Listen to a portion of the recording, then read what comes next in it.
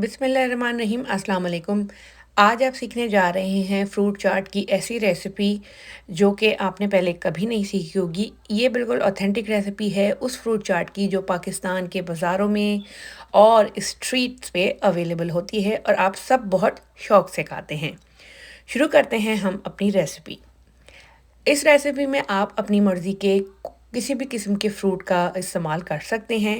मैंने लिए हैं सेब, अमरूद, नाशपाती, पीचेस, मैंगो, पपाया, ग्रेप्स और जो लाज़मी है जिससे फ्रूट चाट का मज़ा दुबाला हो जाता है उसमें है केले और अगर आपके पास अवेलेबल हो अनार।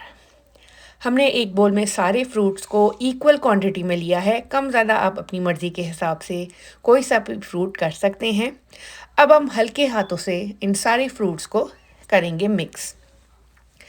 जब हम सारे फ्रूट्स को मिक्स कर लेंगे इसमें हम डालेंगे 1/3 cup of sugar, 1 teaspoon black salt, half teaspoon chaat masala, 1 teaspoon fruit chaat मसाला।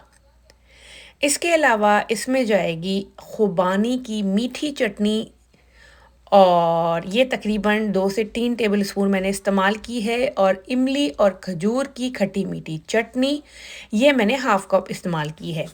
इन दोनों चटनियों की रेसिपी मेरे चैनल पर मौजूद है। 1 कप फ्रेश ऑरेंज जूस। अब हम करेंगे इसको हल्के हाथों से मिक्स। एक बात का ख्याल रखें, जब आपने फ्रूट चाट सर्व करनी हो उससे आधा घंटा पहले आप ये फ्रूट चाट बनाएं ताकि जब आप सर्व करें तो बहुत ही फ्रेश रहे और इसका टेस्ट बहुत ही ज़बरदस्त आए। तो रेसिपी आपको ज़रूर पसंद आएगी। इस बार स्पेशली रमज़ानों में आपने ये फ्रूट चाट ज़रूर ट्राई करनी है और कमेंट सेक्शन में मुझे बताना है कि रेसिपी हफीज़ लुबना की फ्रूट चाट की ये रेसिपी आपको कैसी लगी है।